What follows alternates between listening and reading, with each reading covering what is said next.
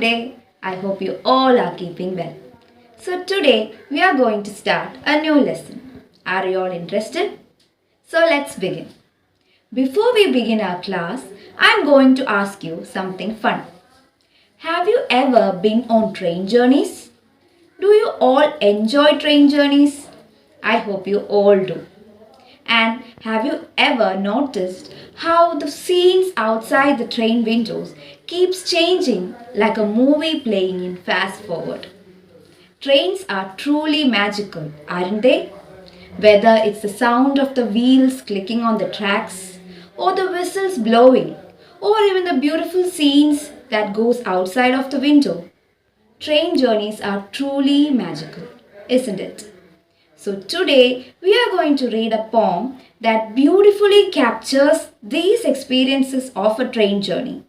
And it is written by Robert Louis Stevenson, who, like us, was fascinated by the excitements of a train journey. So let's begin our poem. From a Railway Carriage by Robert Louis Stevenson. Now, let's move on to the profile of the author. Robert Louis Stevenson was a famous Scottish writer born on November 13, 1850. He is best known for his adventure stories and poems. Some of his famous books include Treasure Island and The Strange Case of Dr. Jekyll and Mr. Hyde. Stevenson loved to travel, and his journeys inspired many of his stories. Despite being sick for much of his life, he wrote exciting tales that have been loved by readers of all ages. He passed away in 1894, but his books continue to be enjoyed by people around the world. Now, let's move on to the poem From a Railway Carriage by Robert Louis Stevenson. Let me read the first stanza of the poem. Faster than fairies, faster than witches, bridges and houses, hedges and ditches, and charging along like troops in a battle, all through the meadows, the horses and cattle. All of the sides of the hill and the plain fly as thick as driving rain, and ever again in the wink of an eye, painted stations whistle by. So, at the beginning of the poem, From a Railway Carriage, Stevenson sets an accelerating tone by describing the speed of the train. He opens with faster than fairies, faster than witches, which emphasizes the magical swiftness of the ride.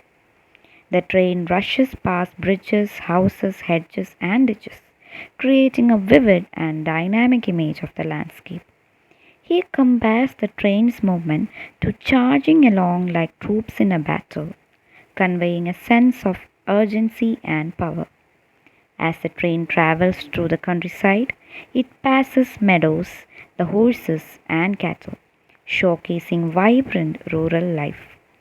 The sides of the hill and the plain fly by thick as driving rain, highlighting the overwhelming pace of the journey.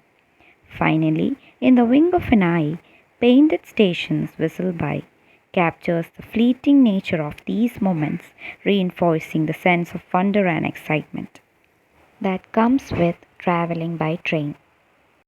Moving on to the next stanza of the poem. Here is a child who clambers and brambles, all by himself and gathering brambles. Here is a tramp who stands and gazes, and there is the green for stringing the daisies. Here is a cart run away in the road, lumbering along with man and load. And here is a mill and there is a river, each a glimpse and gone forever. So, in the next lines, Stevenson highlights the vibrant scenes that pass by the train. He begins with a child gathering brambles, capturing a moment of innocence. Next, he introduces a tramp who observes his surroundings, adding a sense of curiosity. The mention of the green for stringing the daisies evokes playful imagery of nature. He also depicts a runaway cart with a man and load, illustrating the lively rural life. Finally, he notes a mill and a river, emphasizing how each scene is briefly glimpsed before disappearing. The phrase, each a glimpse and gone forever, underscores the fleeting nature of these moments during the journey. I hope you all got an idea of the poem and how beautifully Robert Louis Stevenson described the train journey. Now, let's take some moment to revisit some of the interesting glossary references of the poem. The two words which I think you all found difficult is the first word is hedges.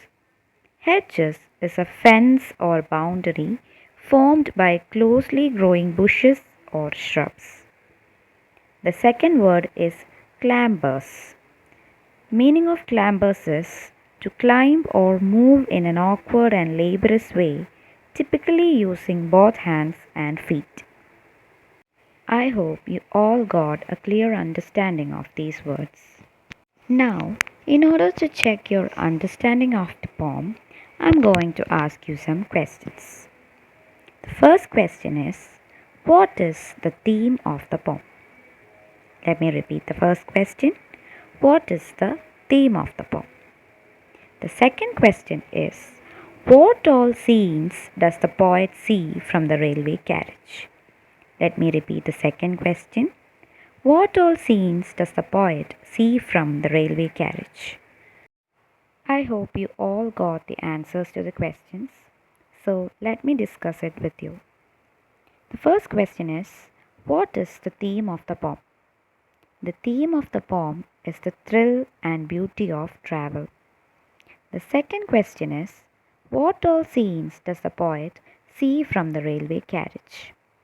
The poet sees scenes of bridges, houses, hedges and ditches, horses and cattle, meadows, etc.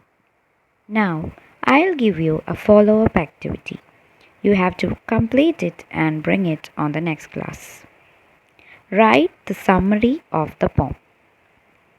So that brings us to the end of the poem From a Railway Carriage.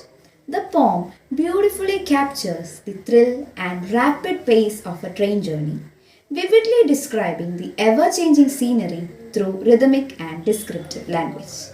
So go through the lesson once again and do the follow up activity. I'm wrapping up my class. Thank you.